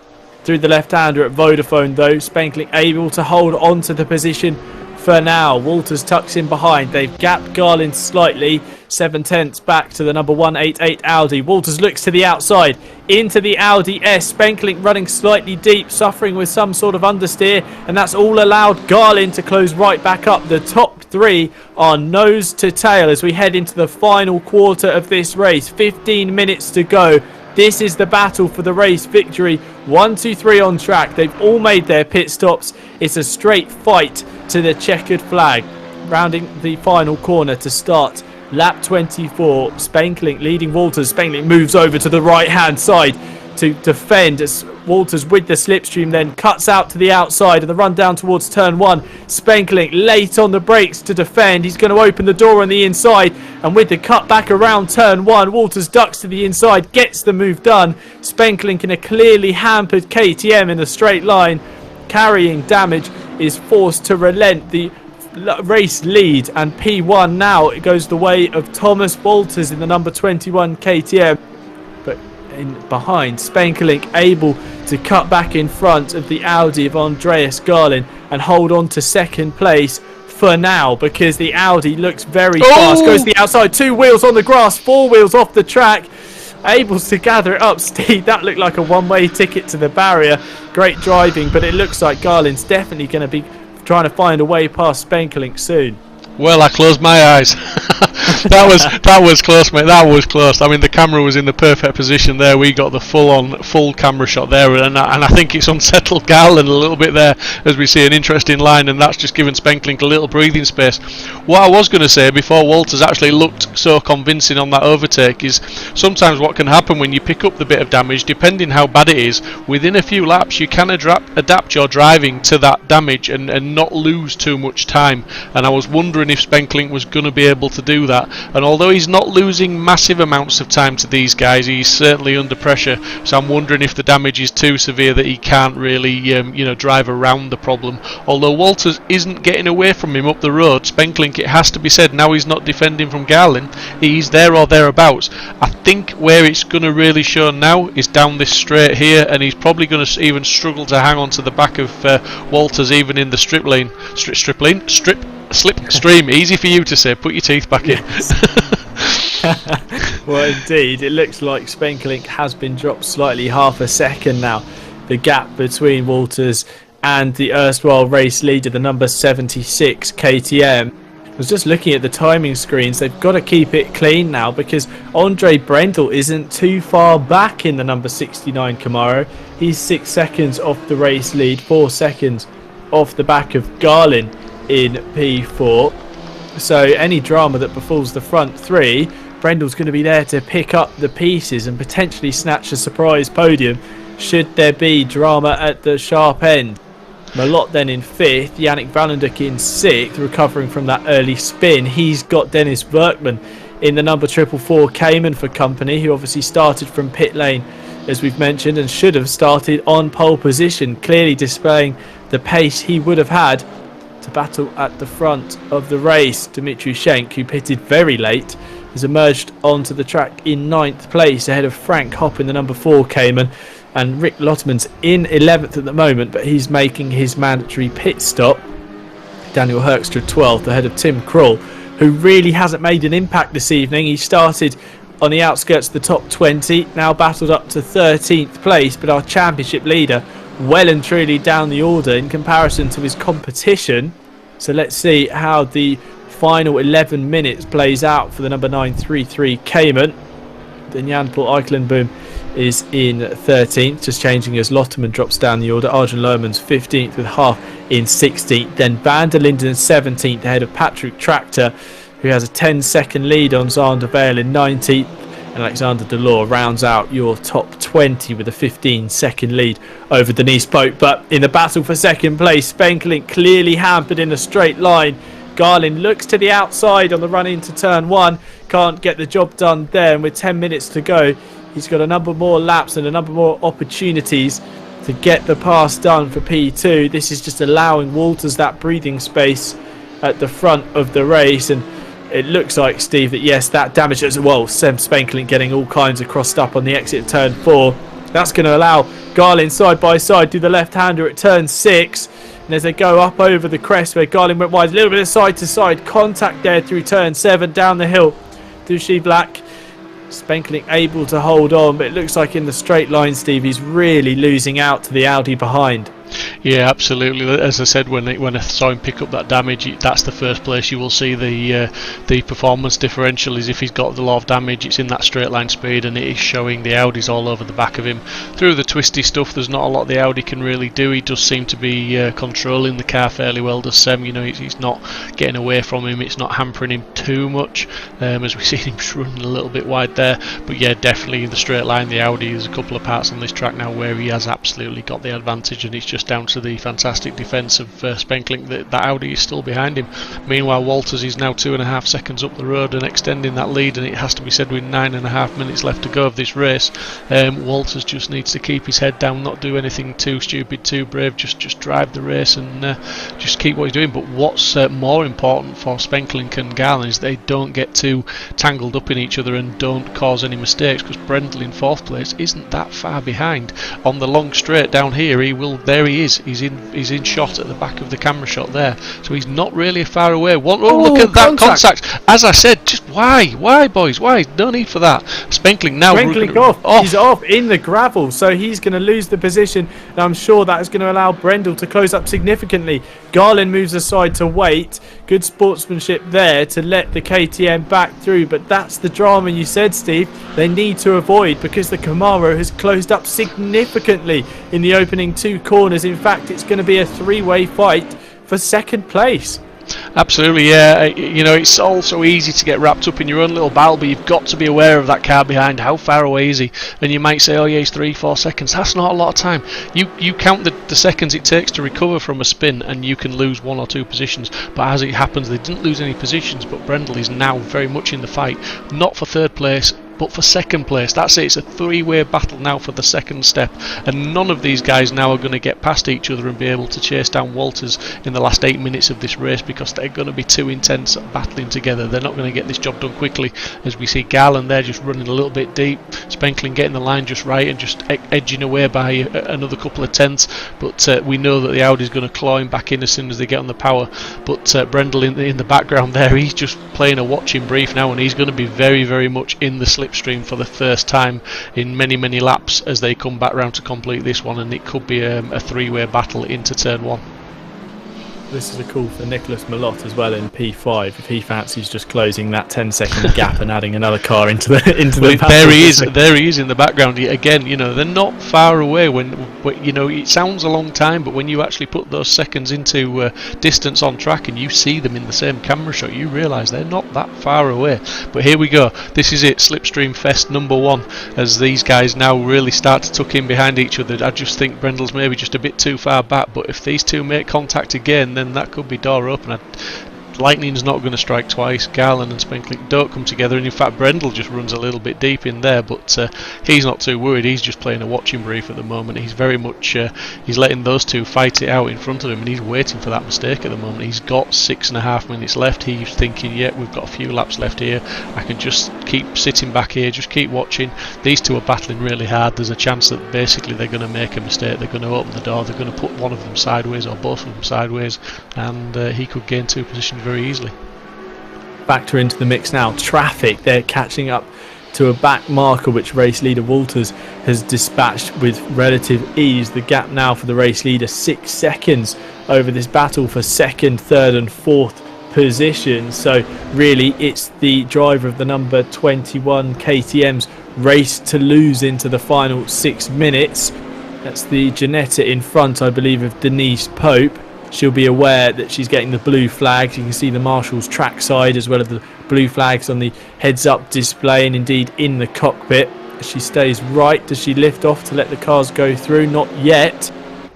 So a little bit of time potentially lost for Spenkling, Garland and Brendel in traffic, but if they can deal with the 79 Janetta cleanly, then they'll be able to minimise time loss on the run up towards the penultimate corner. Spenkling not flashing the lights or trying to disperse Denise Pope, who's getting the blue flag. She should know that the race leaders are close there, but she's not moving aside, Steve. She's making it difficult. I don't think she's making it difficult. I think she realised she had the room there ready to get through those last few cars. The barrier. Yes, no, it's okay. No, but I think she realised she had the space. She's going to possibly brake earlier now. Let them in. There you go. She's eased off. She's braked earlier. Spenkling as ever trying to take advantage of the slipstream to the max, and he's defended the line there into turn 1 as Garland tried to go around. Garland now furiously flashing the lights. He wants that position. He knows he's got the pace, but it has to be said, Spenkling doing a fantastic job in what is a wounded KTM and defending as Garland runs wide, and that's opened the door for Brendel. So now Garland's got his hands full with Brendel up the inside of him, and this is a scary part of the track to go side by side. And in fact, Brendel just drops it back in now behind Garland, and they are back as they were. But Garland very much aware that Brendel wants that position as well now.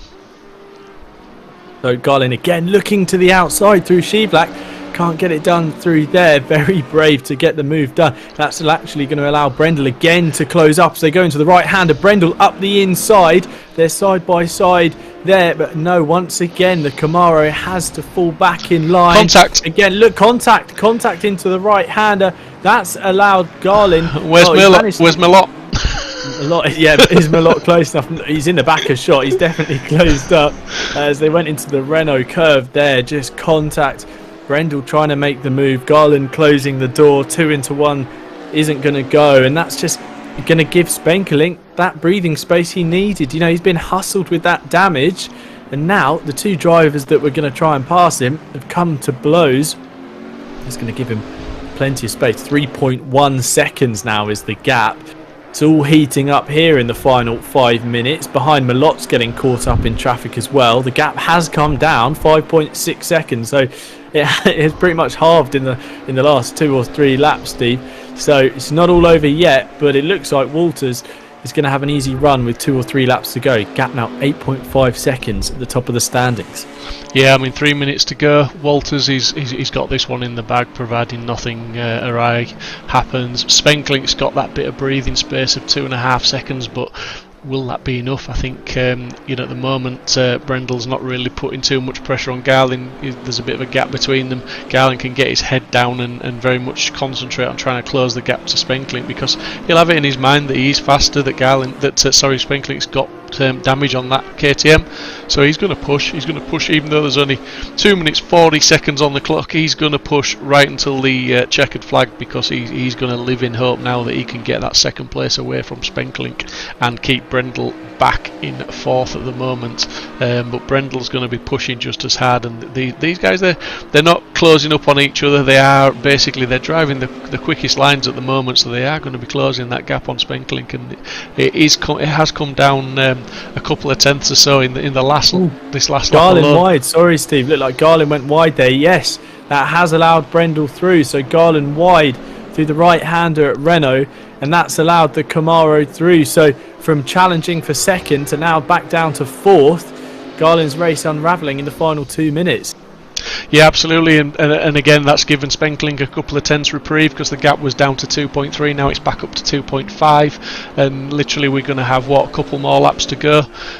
So it's going to be interesting to see how quick Brendel can be, whether he can close that gap to Spenklink, and whether Garland can get back on P3's tail and try and get back that final rostrum step. It's going to be interesting. That one, yeah, as we head into the final 90 seconds. And in fact, Walters on this lap, the timer should expire, so we'd expect him to take the checkered flag at the end of this lap. We'll see if that happens. KTM 1-2 at the moment, but surprised to see Spenklink still holding on to second, considering the damage his car must be carrying. So Walters leads in the picture-in-picture at the moment. He's got a lead of 9 seconds now over Spenklink. Then it's 2.5 seconds back to Brendel, who leads Garlin by a margin of 7 tenths. That's the blue Camaro and the black and gold Audi going at it for the final step on the podium. It's 6 seconds back to Malott, and Workman a further 8 seconds back. Really impressive drive from the number 444 Cayman to get up to 6th place. He must have had a very clean run of things, considering he started from the pit lane, and a shame not to see him take that pole position, or start from that pole position that he so duly deserved and won in the pole shootout in the qualifying session. So yeah, look, it's a shame to see Workman miss out on fighting, because it's been an intense battle at the front of the order. At Walters, really, he battled hard with Spenklink. He potentially doesn't have the outright pace compared to the other KTM, but he's raced hard and he's raced fair, and he's going to be taking the victory here. Round 6 GT4. 2 more corners. There's Garlin off in the background, I think, in the gravel. There's another Audi, if not. So no, it's another Audi. Garland, he has actually just run wide in one corner, but he's still there. He's still there. As we see, Walters now coming to take the line. He's weaving furiously. I think he's happy with that win. I don't think at the halfway point, I don't think he would have expected to get that win, and I don't think Spenklink would have expected to hold on to second place. To be honest, I think he's had a little bit of luck there. So Walters takes the checkered flag to win at Zandvoort, followed by Spenklink and Brendel round out your podium. Andreas Garlin 4th place, ahead Nicolas Malott in 5th, and Workman from the back of the grid and in the pit lane climbs the order to 6th place, ahead of Dmitry Schenk, who's had a very impressive performance, his best race of the season. We'll see him take 8th place. Sorry, his best, actually, yes, it is his best performance of the season, my bad, getting my stats confused. Ahead of Brent Weaver in 8th, Yannick Valenduk in 9th, Frank Hopp here about to take the checkered flag in 10th place. Ahead, well, he's got 7.5 seconds back to Tim Krul, our championship leader, unable to make an impact on the proceedings this evening. He's weaving as he takes the line. He's not taking a victory or a podium. He's down in 11th place, ahead of Daniel Herkstra in 12th. Jan-Paul Eikelenboom takes 13th. Arjen Lermans now in 14th, with Van der Linden 15th.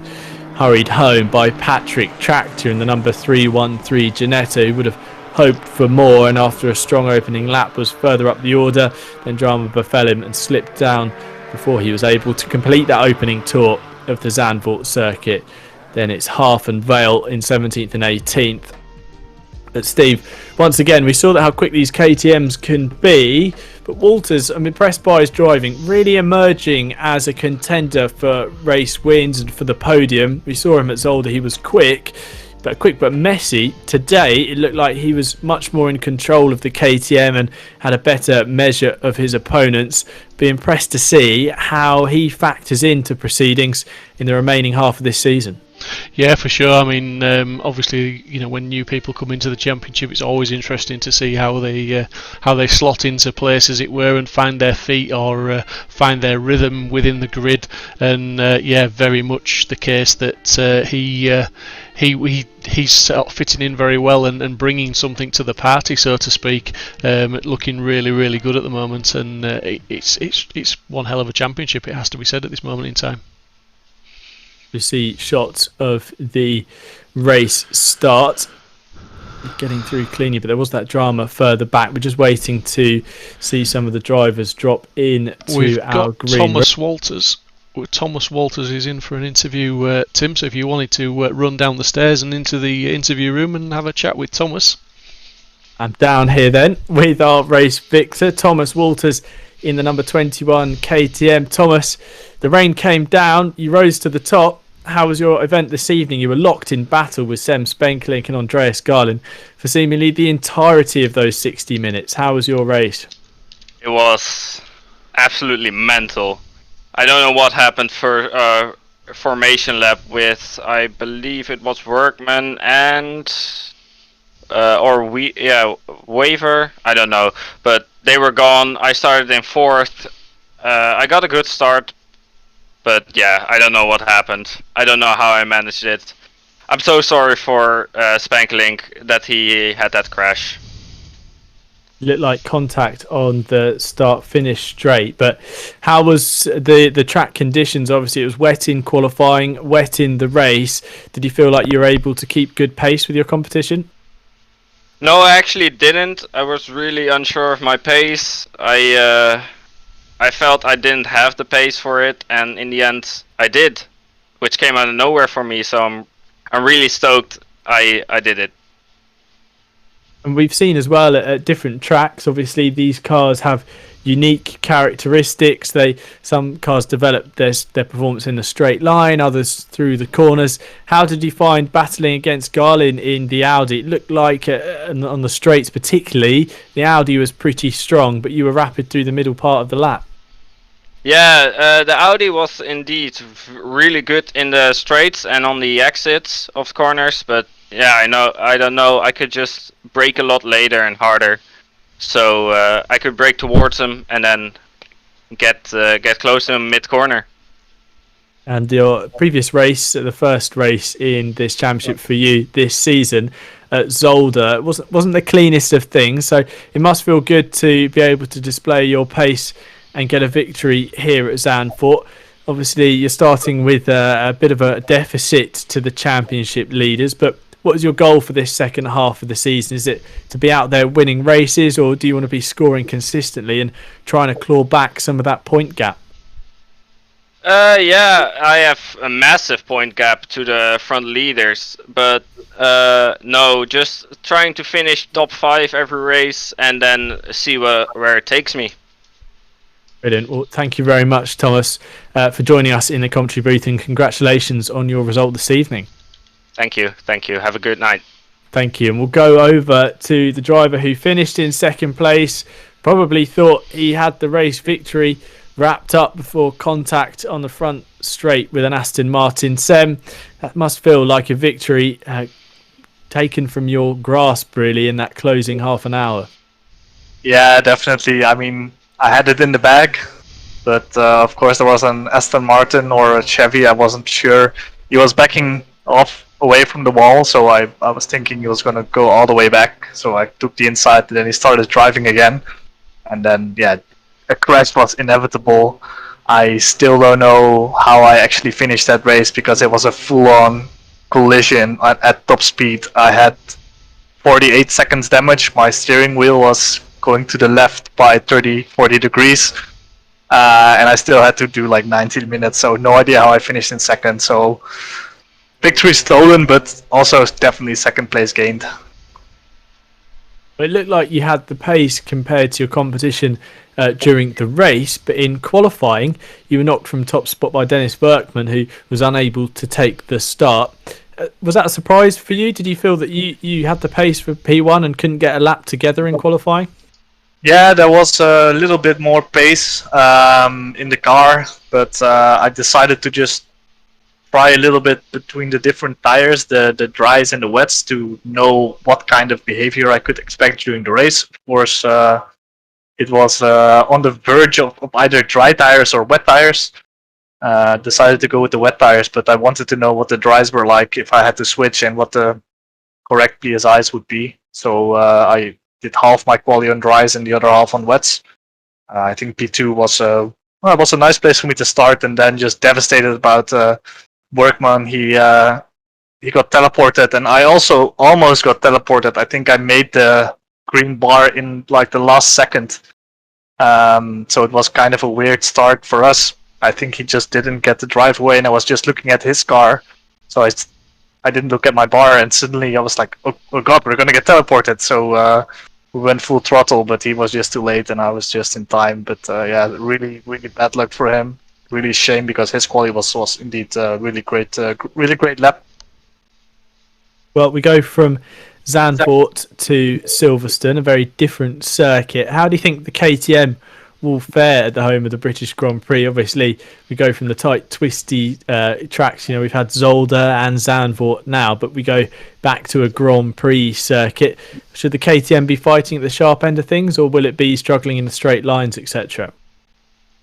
Yeah, I think it's a bit more tricky circuit for the KTM.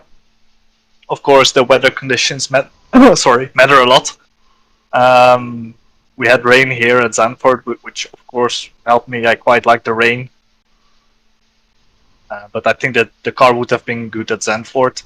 Silverstone, totally different ball game. I don't really know what to expect. I think the KTM is much better in the twisty sections, but there's not too many of them there at Silverstone, so it will be difficult unless we get some classic British weather. I'm sure you'll be doing your rain dance. Victories at Brands Hatch and Spa in the wet, and now so close to a victory here at Zandvoort with the rain falling down. But congratulations on your result anyway this evening, Sem. Look forward to seeing you come back fighting next time out. Yeah, definitely will. Thank you.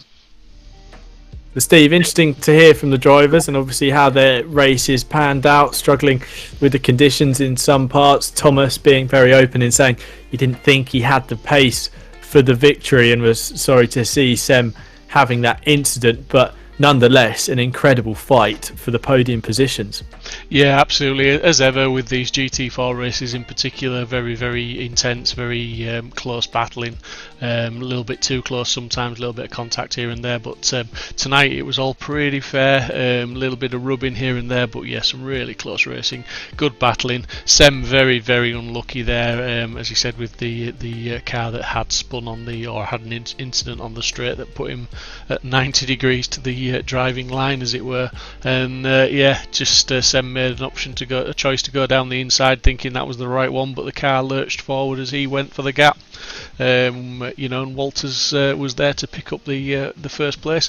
Sem didn't make it easy for him. He battled hard, and then obviously we had Garland and Brendel, wasn't it, battling away for third and fourth and fifth, whatever, and it was just battling all the way, and great to see. And I just have to say a big apology to everybody else on track, because I know there were some other good battles. I was watching on my other monitor, trying to queue up these other battles and bring them in at an opportune moment, but those front guys didn't really give us a lot of choice about which battles we were watching tonight, because as ever we always try and focus on the lead battles, and when they get the gaps we drop down to other battles throughout the grid. But yeah, the guys at the front kept us entertained this evening. What you're saying there, Steve, is everyone needs to take it in turns and knocking the living daylights out of each other on track. Would that work better for your broadcasting? What I'm saying there, mate, it's a disclaimer just to go easy on the broadcast producer for not showing you on the stream because there was so much going on. It was difficult, like I say, to try and queue up. I had those battles queued up, but I just didn't get the opportunity to show them because I think, to be fair to those guys at the front, battling as hard as they were for those top steps, it would have been an injustice to take the cameras off those at most of the race tonight. They gave us a fantastic battle and a fantastic race. And we wouldn't have it any other way here at the Sim Racing Hub International GT4 Championship. That was round 6 at Zandvoort. And next time we head to the home of the British Grand Prix in 2 weeks' time. We'll be taking to the Silverstone circuit on the 25th of May. If you've enjoyed the coverage this evening, please like the video and subscribe to Sim Racing Hub International TV's YouTube channel. I've been Tim Fulbrook, joined by Steve Proudly doing the cameras and doing some chatting as well. And I look forward to seeing you all next time. Thank you very much for joining us, and good night.